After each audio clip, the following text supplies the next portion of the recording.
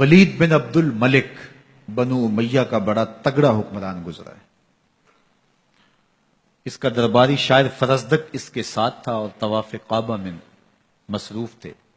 حجر اسود کے مقابل آئے تو دل میں خیال آیا کہ حجر اسود کو چوم لیں۔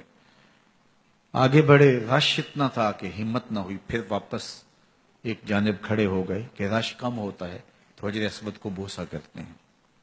اتنے میں طواف کرتے ہوئے حضرت امام زین العابدین آئے رضی اللہ تعالی عنہ۔ حجر اسود کے مقابل ایک لمحے کا توقف کیا، لوگوں نے راہیں چھوڑ دیں، آگے بڑھے، حجر اسود کو بوسہ کیا، آگے بڑھ گئے۔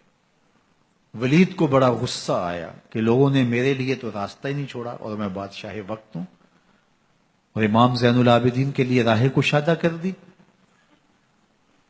تو وہ اپنی آتش غیظ و غضب کو ٹھنڈا کرنے کے لیے اپنے درباری شاعر فرزدق سے مخاطب ہوا اور حضرت امام زین العابدین کے حوالے سے کہنے لگا، من ھذا، یہ کون ہے؟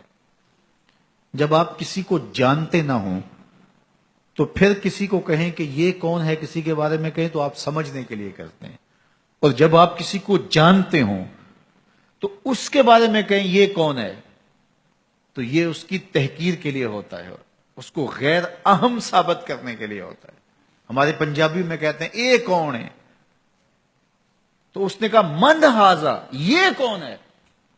اب شاعر تو بادشاہ کی منشا سمجھتا تھا کہ بادشاہ چاہتا تھا کہ میری آتش غیظ و غضب کو ٹھنڈک پہنچاؤ، میرے اندر جو الاؤ آگ کے روشن ہیں ان کو ذرا ٹھنڈا کرو اور حضرت امام زین العابدین کی مذمت میں کچھ لکھو۔ لیکن فرزدق شاعر نے سوچا کہ میں جہنم کی آگ کیوں خریدوں، ساری زندگی شاہوں کی مدح خوانی کی ہے۔ تو جب بادشاہ نے کہا نا من ھذا، یہ کون ہے، تو فرزدق بادشاہ سے مخاطب ہو کے کہنے لگا، بادشاہ تو نہیں جانتا یہ کون ہے؟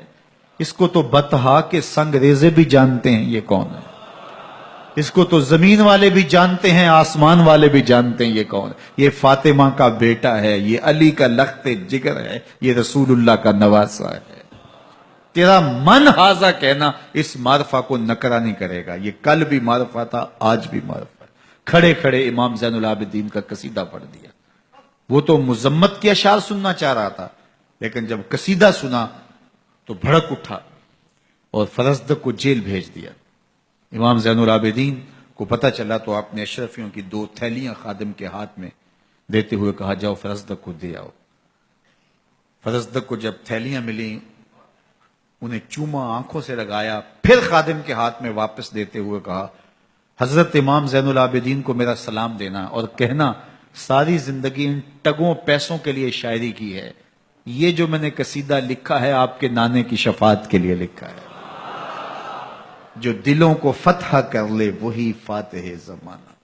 یزید کا نام بھی مٹ گیا، حسین ابن علی کا نام آج بھی زندہ ہے، حسین ابن علی کا نام کل بھی زندہ ہو۔ تو یہ زندگی ہے۔ قاتلان حسین عبرت کا نشان بنے۔ جو بھی حضرت امام حسین کے قتل میں شریک ہوا، ابو عبیدہ مختار سقفی کے ذریعے سے کام لیا گیا اور وہ اپنے عبرت ناک انجام کو پہنچے۔ پیاسے رکھ رکھ کے ان کو تڑپا تڑپا کے مارا گیا، جس طرح انہوں نے اہل بیت کے ساتھ سلوک کیا تھا۔ ابو عبیدہ کے لوگوں نے ایسے ہی ایک ایک کو ڈھونڈا، تلاش کیا اور تڑپا تڑپا کے مارا۔ پیاس کی شدت میں سسکتے رہے پانی کو، لیکن ایک قطرہ آب نہیں دیا گیا کہ تم نے نواسہ رسول کے لیے پانی بند کیا، خاندان رسول کے لیے پانی بند کیا جو حوض کوثر کے وارث اور مالک ہیں۔ لیکن کوئی آنکھ ان پہ آنسو نہیں بہاتی کہ ان کو پیاسا رکھ کے مارا گیا، کوئی ان کا نوحہ نہیں پڑتا، کوئی ان کا ذکر نہیں کرتا۔